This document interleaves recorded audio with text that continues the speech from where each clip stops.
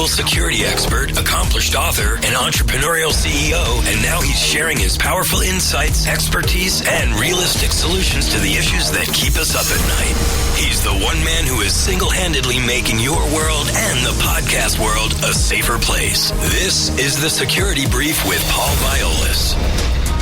Welcome back to the Security Brief. I'm Paul Viollis, and we're broadcasting live here from our CBS studios in Midtown Manhattan. I'm joined by my dear friend, colleague, and producer, Seth Nyman. Seth. It's deja vu all over again. It is, man, and it's always great to see you. Great to see you. So, folks, we're going to do something a little bit different today. It's going to be a shorter show than normal, but very impactful because this is more along the lines of breaking news. And as far as the security industry goes in the United States and worldwide, it might as well be prima facie breaking news because, as many of you have heard me and heard me vocalize my disdain towards those that want to navigate in and out of the security industry without proper credentials and supervision and without standards, we finally have a group, and this isn't anything new, but they've grown to the point right now where they have clearly weathered the test of time, and they have become the benchmark for credentialing in the United States and clearly abroad. And I'm talking about the Anti-Terrorism Accreditation Board.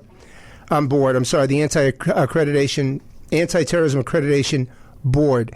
And the key part about this, ladies and gentlemen, and I'm going to introduce the key players here in a second, but the key part about this organization is, for once, we have an organization that has been created by true subject matter experts, not people that try to pad a resume, but true subject matter experts, that have laid out a curriculum of training where that people actually have to participate and learn and pass to get a degree.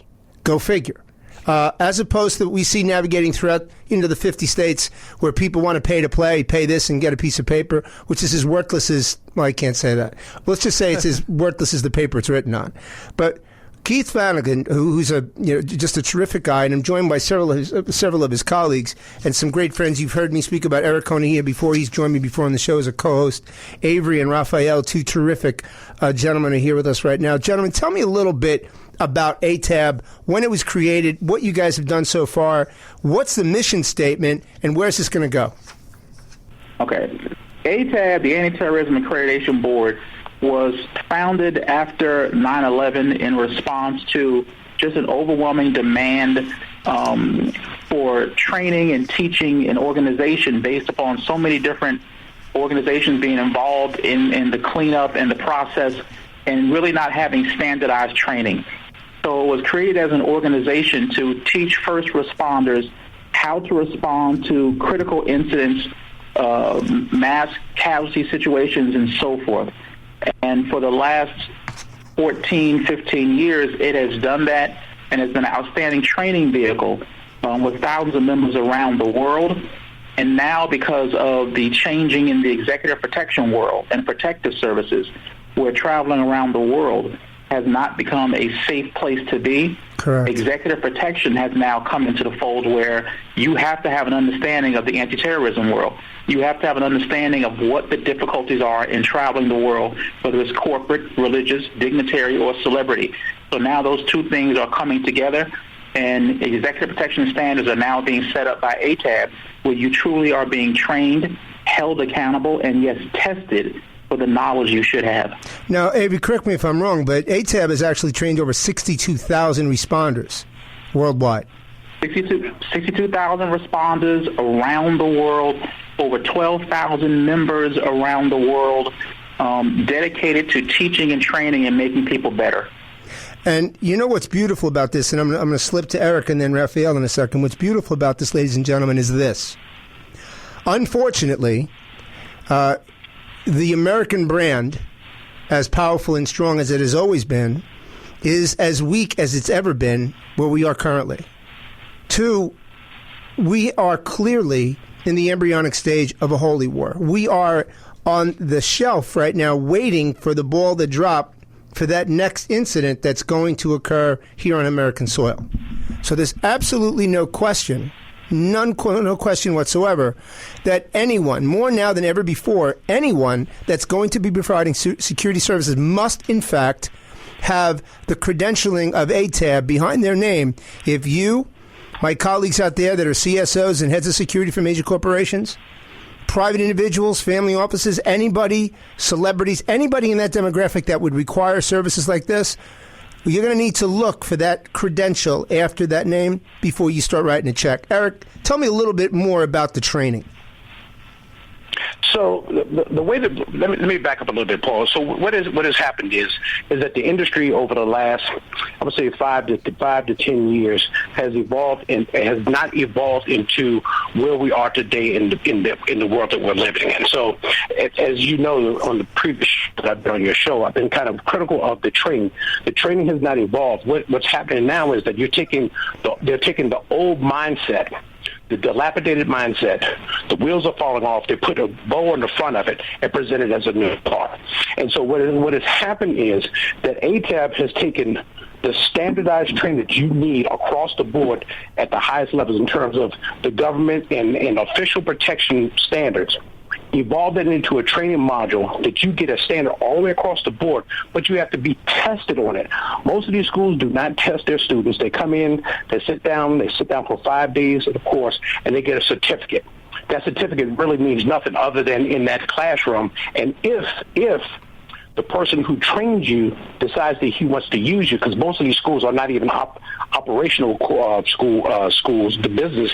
The only thing they do is train and put people out in the streets. I won't mention the names, but there are 2 companies out there that 90% of the guys who've been trained and not doing anything at all. I'm happy to mention the names. I could care less, Eric, and I certainly will before we finish.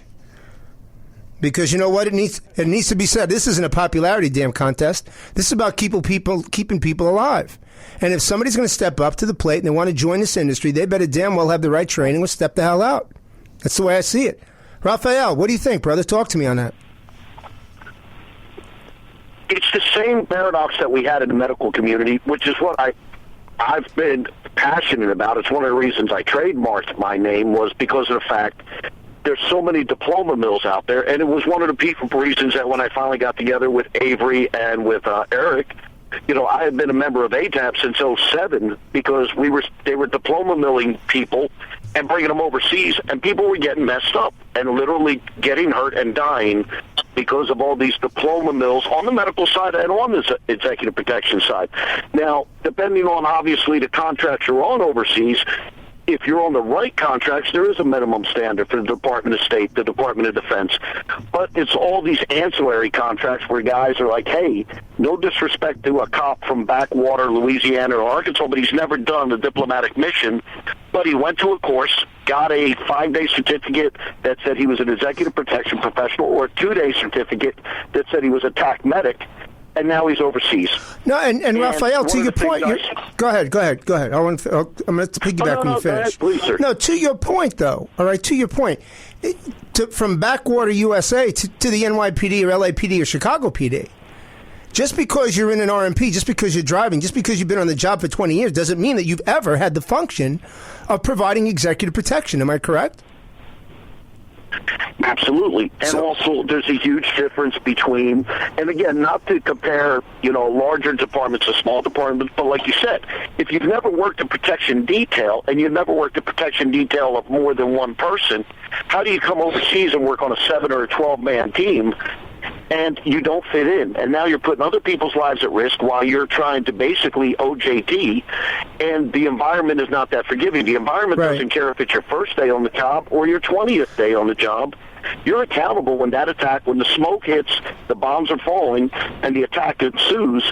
Nobody cares that it's your first day. They're not going to take it light on you. You have to be able to stand up. And without the proper background, how do you do that? No, I'm with you 100%. Avery, I'm going to come back to you on this. Now, I understand that ATAB just completed another active shooter course in Costa Rica. Tell me a little bit about how ATAB stays ahead of the curve with respect to current risks and foreseeable risks. And tell me what you're doing with active shooter. ATAB, and I want to say, Paul, on a very quiet basis, because it's not about accolades or fame or money. ATAB has been working with law enforcement agencies and federal agencies for years in trying to be cutting edge on technology, but as far as advancing the skills on how to deal with active shooters and working with law enforcement and other agencies to have best practices for training people. So a course was just finished down in Costa Rica with Mr. Flannigan and some of the other people who like to stay in the background in ATAB training because of the jobs they do, getting everything up to speed and training and working with people and working with agencies to make sure that people are equipped and trained, as you said in the beginning, to save lives, because that's what it's really about, to save lives in this dangerous world that we live in. And you know, at the end of the day, Avery, you know I'm a huge fan of ATAB and also a very proud member and colleague of yours. But the thing that really resonates the most with me as I really think about, you know, ATAB and what it's done, but more so where it's going. And I'd love for you guys to weigh in on this before we close, because I want everybody to understand just how important this is. Now, as a real rudimentary analogy, and Seth, you know I'm good with rudimentary analogies. You're the best. There you go. All right? You got to be good at one thing in life, and that's mine. But I will tell you, the thing that we look at today is, if God forbid something happened and something happened to your heart, you don't want your dentist doing heart surgery. Not a good idea. You see that? You see how quickly I picked up on that? So the last thing you want is to go overseas in a hot zone, which the rules have changed. And gentlemen, I know that you all agree with this, but everyone needs to understand that it's not like we can say, like we used to years ago, well, I'm just going to London, I'm just going to Paris, I'm just going wherever. Because we know that's not the case. Hence, to all of our colleagues out there, to all our listeners that will look to hire individuals in the future, this is why this is so important.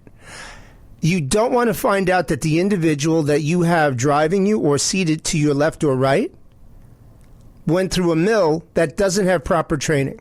I started to give an example to a colleague the other day, and Eric heard this, and they wanted a security driver.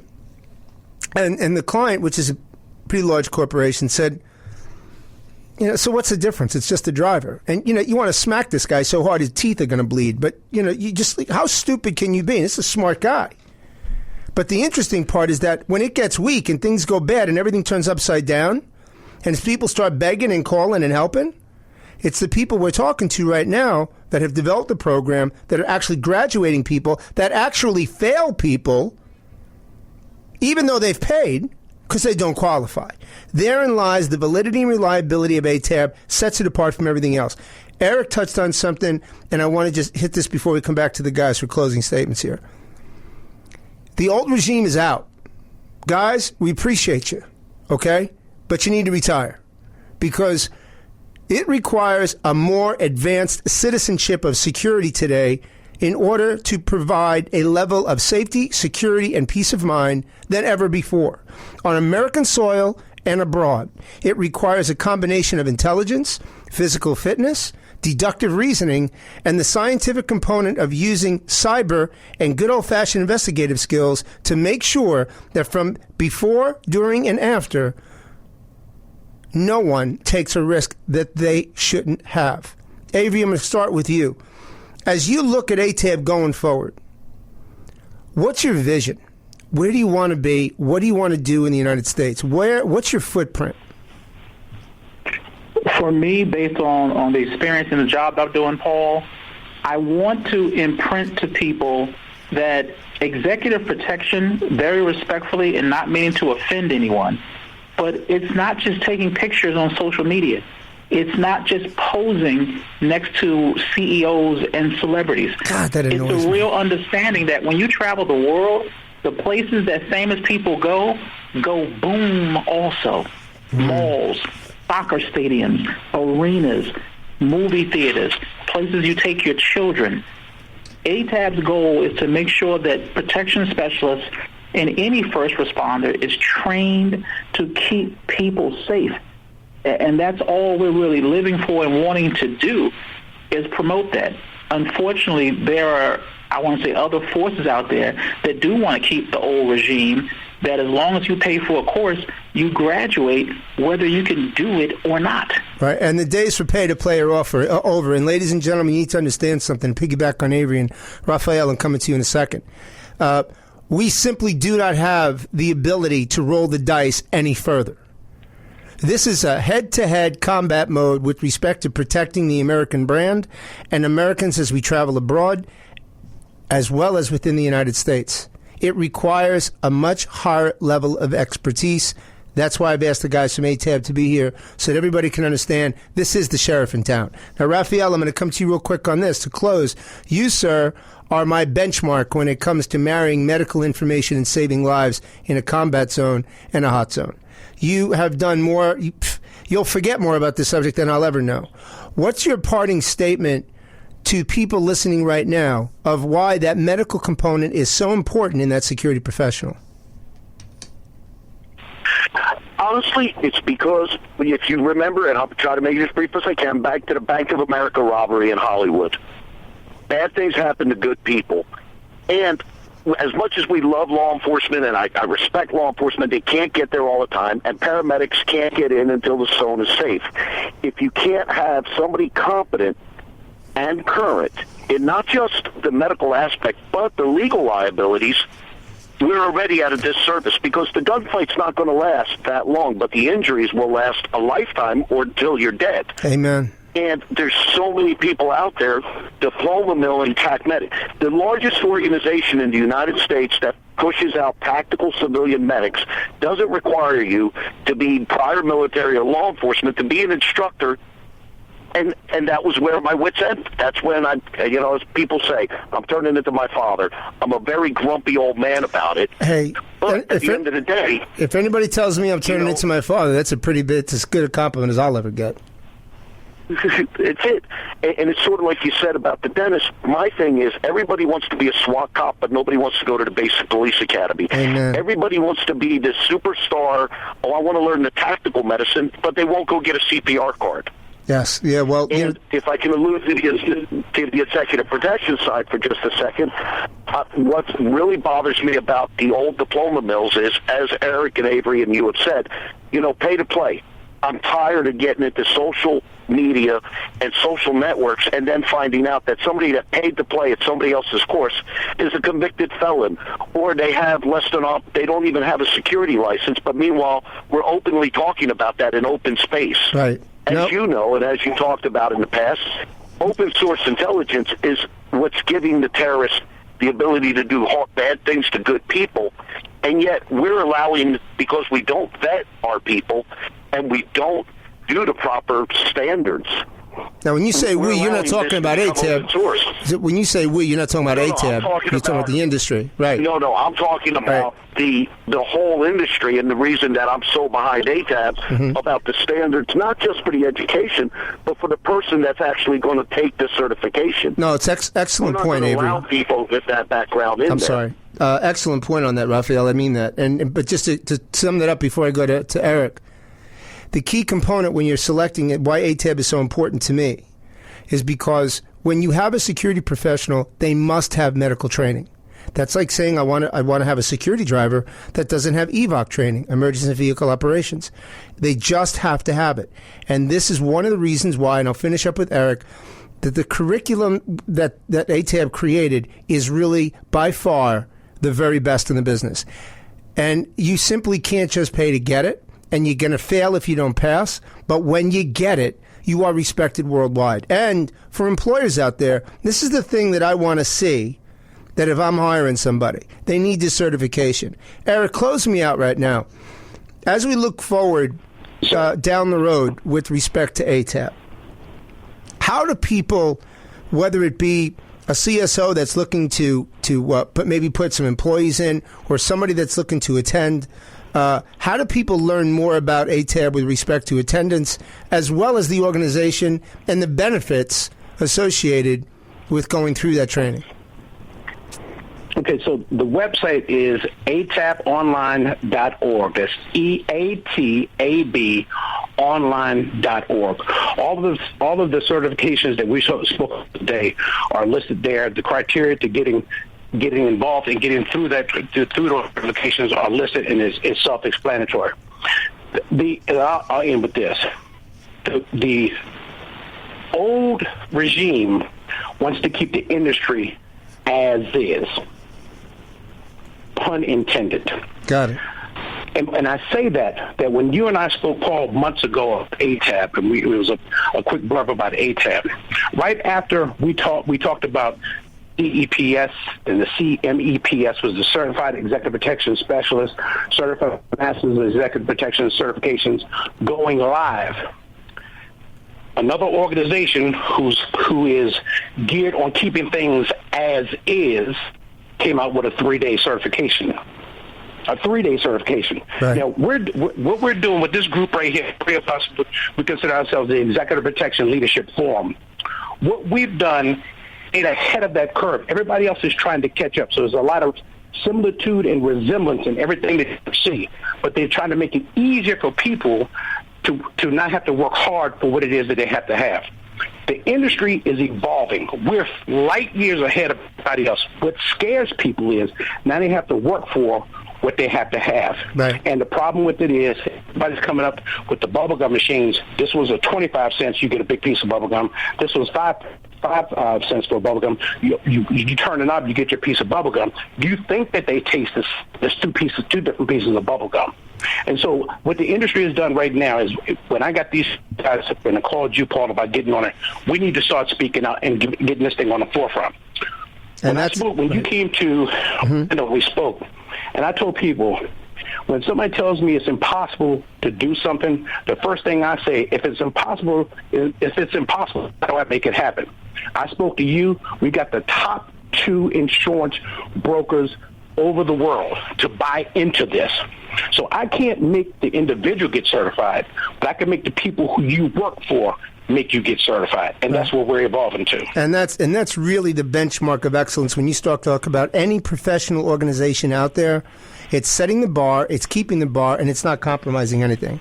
To me, in closing, why is this so important? Because ATAB brought humility and integrity and married them together and produced a product. And it's something that's long overdue. It's been doing this for a long period of time, and God willing, it will continue for a long time to come. Gentlemen, I want to thank you very, very much for joining us today. I want to make sure everyone knows to hit up ATAB on their website. Any questions whatsoever, give these guys a call, because truly, when I say this is the only organization I would align myself with, I am not just saying that because it is. It's the only one out there that really is worthy of calling themselves a top-tier professional training organization in the private sector. Gentlemen, on behalf of everybody in the industry that really counts, we really appreciate it. Thank you for all your hard work and everything you do, and continued success. Thanks, Paul. Okay. Thank you, Paul. Thank you, sir. Stay with us. We'll be right back. Welcome to Play It, a new podcast network featuring radio and TV personalities talking business, sports, tech, entertainment, and more. Play it at play.it. Welcome back to the Security Brief. I want to thank the guys from ATAB for coming on today. And as you guys know, it's so important to me to make sure that we have valid and reliable credentials for those that are protecting others. There's nothing more important than that in my estimation. And these are the guys that you really want to turn to. Spent a lot of time trying to find the right organization. And again, guys, thank you for joining us today. So on behalf of Seth and I, thank you for jumping in today. Please make sure you hit me up on Facebook at SecBrief, SEC Brief TV. Or Twitter at Security Brief TV, so that we can keep open lines. You can see what's going on, and I need you to keep telling me the shows that you want, because we want to keep delivering them. So on behalf of Seth and myself and everybody here at CBS Play.it, you have a great week. Be safe, be well, God bless.